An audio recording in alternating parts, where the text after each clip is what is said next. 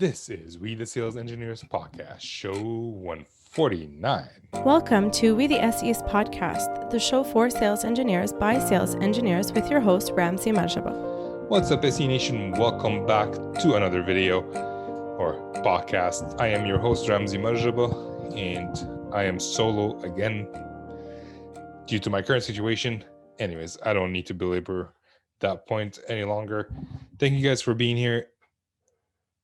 Today, I'm going to talk about differentiating ourselves as sales engineers.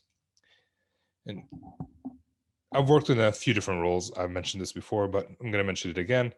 I worked as an intern at Nortel Networks, which went bankrupt shortly after I left. I was a software designer in theory. Mainly, I did sanity testing. My first role out of university after I graduated was as a support engineer at Alcatel-Lucent. And the last role I had before becoming a sales engineer was as a network design engineer. And I enjoyed some aspect of these roles. One thing that I didn't enjoy was it didn't matter how exceptional you were at your job, your role was as visible as your manager allowed it to be. As a support engineer, I kind of solved issues for AT&T, Verizon Wireless, whatever. I've even solved issues after my colleagues struggling with them for a week or two. And then the manager would come to me and say, hey, you have a day to solve it. And I solved it that day. Granted, it seems that my colleague wasn't really doing much for the 2 weeks that he was trying to solve that problem, but because I kind of did the basics and solved it, but still, there was no recognition. No one knew about it. It was just another day. As a network design engineer, I got a little bit more recognition because I worked with customers and I worked with the sales teams. And, when you're able to change haters into like loving customers, you kind of done a great job, but it's not really that much. You're not going to get a lot of recognition. You're not going to differentiate.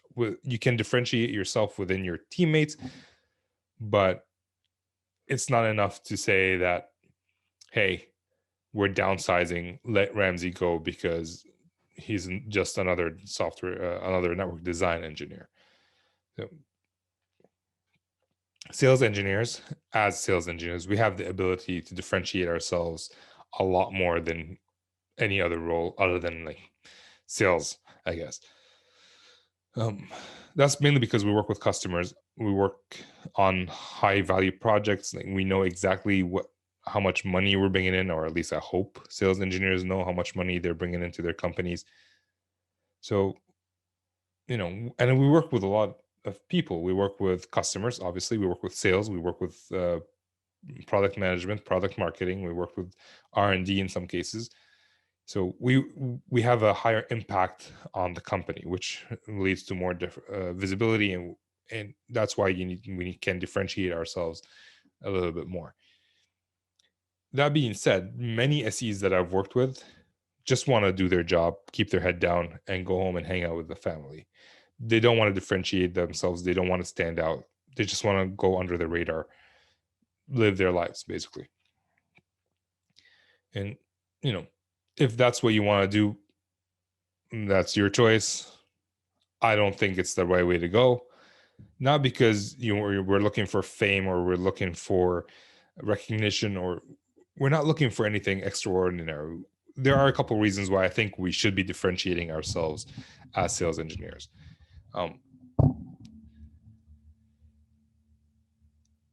If you are recognized that you can help close deals, you have that teensy bit more job security than SEs who just put their head down and work and do what they're told, basically. If they get to choose between someone who is famous for closing deals and someone who is not known for closing deals, who are they going to pick to keep? And sometimes it's not anybody's fault. Sometimes the market is just bad and they need to let someone go. So being known that you actually excel at your job is a good thing for you. And you also need to market yourself so people know that you're actually doing your job. this example, like, I hate that it is true, but here's an example. I had a couple of colleagues when I worked at Alcatel-Lucent, and they did an amazing job. We were in support at the time. They would pick the hardest tickets to solve. When you're working on in support, sometimes you just have repeat issues where you can solve it within a day, you know what it is, or you have an idea. But sometimes you have tickets or issues, customer issues that you've never seen before. You're looking at the descriptions, like, that doesn't even make sense. And they picked some of those harder tickets, and they wouldn't tell anybody about it. It will take them maybe a day or two or a week or two, whatever it is, and they would solve the problem, and no one would know about it. Unfortunately, the manager thought that they weren't working because they were in the stats. They picked one ticket, two tickets, versus another guy who would pick 20 tickets of known issues that would take 5 minutes to solve, because we've seen them all before. There are that tickets, and there are people who look at stats like that, and that could be the sign of a bad manager. Definitely is a sign of a bad manager, or at least one bad aspect of management. But it's not up to the manager to know. Like, we're supposed to tell them what we're doing. We're supposed to market ourselves. No one's gonna care about what you do as much as you do. Like, you have to let people know what you're doing. And those two friends of mine had the worst relationship with that manager, because they're in their mind, they're thinking like, hey, we're doing everything, we're solving the hardest problems, why isn't he seeing that? Well, because he's not seeing that. He's not technical enough to know that the problems that you're solving are that complicated. He's just seeing a major issue that's being solved taking 2 weeks versus like something else that 20 tickets being solved in one day. Who would you think is doing a better job? So it is our job to market ourselves. That's how we differentiate ourselves. And you have to let people know of the work that you're doing. And as engineers, I know it's hard and I hate it. I didn't like to do it, but you get used to it. It is what it is. I'm not bragging about any of the work that I do. As a matter of fact, I can help other SEs. Like, one of my colleagues got this amazing email from the customer, and the customer CC'd me on it because I'm the team lead for that specific customer. And I immediately forwarded that email to my manager, so I can help others like market themselves. But if I wasn't CC'd, I wouldn't have known about it, and probably my manager would not have known about it. And they need to know. They need to know that the customer is happy with the specific SE or not. So market yourself. And I want to break out the differentiation part. Like, you need to differentiate yourself into two different sections. You need to differentiate yourself internally, and you also need to differentiate yourself externally. We already talked about why internally you want to differentiate yourself, but we're going to dig in a little bit deeper. If you differentiate yourself, you have more opportunities to get paid more. You get the chance for a raise.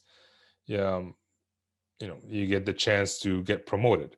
My boss, he's been differentiating himself. He started as an SE, and he's been differentiating himself for like 20 years now, and now he's VP of sales. You wouldn't be a VP of sales if you didn't differentiate yourself. And it doesn't matter if you don't want to be the VP of sales. You can always say no. But having the option or being recognized that you have the ability to become a VP of sales is a good thing. Right? You can differentiate yourself, and as an SE, you can't be VP of sales. You might be SE manager. You might be given that opportunity. You can refuse it if you want, but you have at least you'd be thought of as someone who's capable of doing that job, which means you get paid more. And for me, money is just meant more money that I can take care of my family, and whether it's my immediate family, extended family, or whoever. Like, give it to charity if you don't want more money, but at least you can control which charity it goes to instead of the company you work for example. And if you differentiate yourself, you can get more involved in projects that are coming up because you are top of mind. Um, one of our guests on the show, Oscar, I'm gonna butcher his last name, Santolina, the author of Rock the Tech Stage. He was on the show. He's differentiated himself by doing the podcast, his own podcast, personal podcast, and that sort of thing, which when he got the job for his current company led him to start a podcast because marketing was looking for someone to do that. If he didn't differentiate himself, he wouldn't have gotten that opportunity. There might be other projects that you're interested in. Maybe you're working on something, a new technology that you might be interested in, and you would want to work on it first before anybody else, or be able to sell that product versus somebody else. And let's be honest, it's a good ego boost being praised for doing a good job. That's another reason. It could lead to job satisfaction.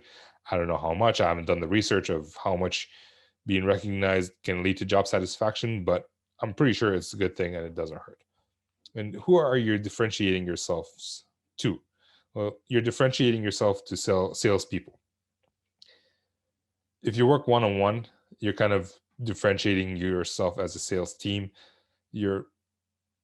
But if you're working with multiple SEs or with multiple salespeople, they will be interested in actually wanting you. If you have more salespeople requesting you specifically, even though it's adding more bandwidth to you, but at least your job is secure. You know that there'll be an uproar if something happens to your job.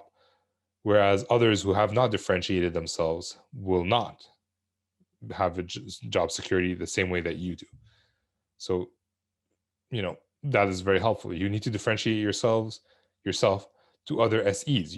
It could be nice to be the go-to SE if someone has a question or they're kind of confused about something and you can help them, or they want someone to support them while they're on vacation and they need someone to do a demo for their customer. So that's another person. And sales SE managers. It's the best feeling in the world to be called the favorite for an SE manager. Mainly because it's it's always nice to be a favorite. But it just means that you're kind of helping the SE manager do their job.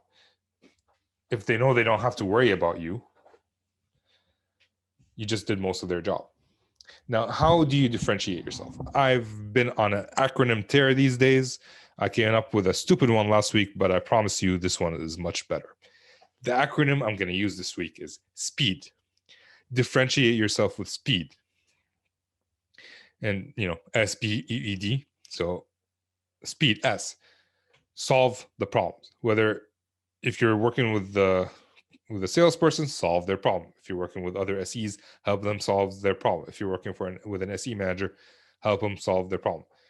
My manager loved me mainly because I was able to deal with my account manager without getting him involved. I had an account manager who I didn't trust, threw me under the bus a few times, lied to customers. I've talked about him in the past, and I've had all the other account managers who were amazing. This one just left a bad taste in my mouth. I was able to deal with him and get him back on track. At least attempt to get him back on track. And my SE manager didn't have to worry about me with that specific account manager. He knew I was able to handle it. So he was okay to focus on other areas. I've also helped account managers solve problems where they're trying to figure out, we were working on a deal with a customer and the customer only had 50K or whatever the budget was. The product they wanted to buy was 100K. And I helped him come up with a proposal that, while preserving our margins, which keeps everybody happy, was able to get the customer what they need. And I know I'm being vague right now. I'm not sure I can get into details, but generally speaking, if you help people solve their problems, you're gonna differentiate yourself. If you are causing problems, on the other end of the spectrum, if you're causing problems, you will not differentiate yourself. Well, you will differentiate yourself negatively. And if you're just being there, like status quo, you're not going to be thought of in a positive or negative way. I honestly, I'd rather be thought of in a negative way. That way, at least I can be fired and go to a job that I would enjoy than to not be thought of at all. And that's just me personally. You might be different. That's really your choice. P, so speed. SP, P is proactive. Proactively do things. Don't wait for the SE manager or the salesperson to tell you to do stuff. I talked about that in depth in the last show. So if you're interested in learning more about that, you might want to listen to the last show. But basically, be proactive in everything, whether it's for the customer or for the account managers or for other SEs. Be proactive. For product managers, actually, this has helped me quite a bit with product managers in the sense that they want to meet with customers about certain topics to make sure that they're on the right track, they're building the right product, whatever it is. If I'm proactive and actually set them up with those customers so they can have these conversations, they like me a lot more than having to bug a person like 7,000 times to set up a call. So that's P. Then we have E, educate. That we do that all the time. We educate our account managers, and I don't say that condescendingly.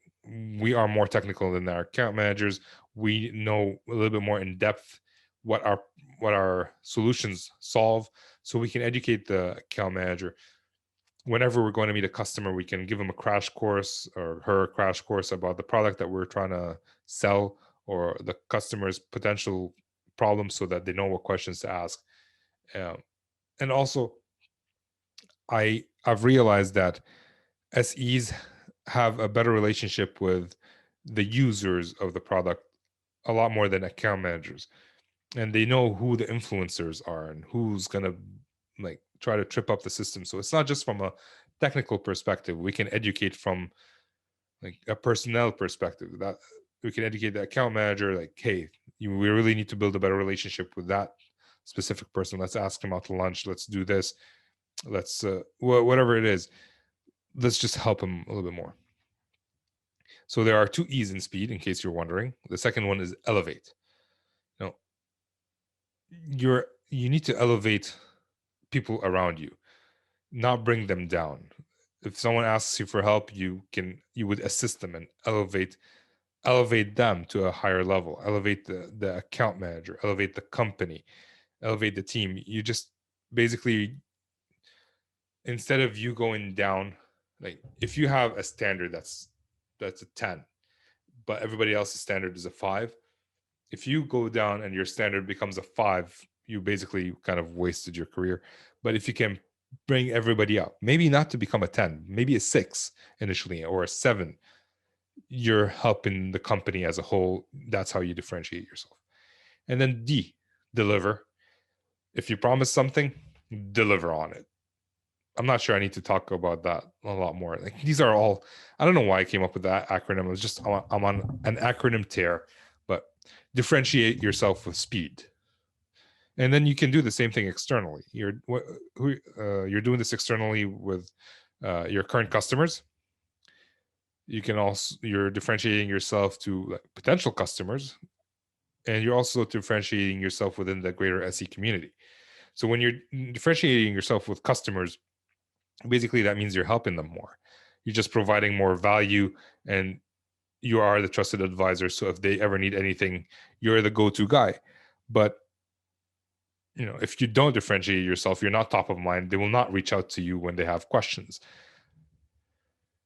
And I differentiate myself by building an amazing relationship with my current customers, mainly because I don't really have that many new customers. I've have an amazing relationship that people, even right now while I'm on paternity leave, are reaching out to me, asking me questions, and mainly because I have that relationship. And it's not a knock on anybody else. It's just I have that relationship. They want to know my opinion about certain things.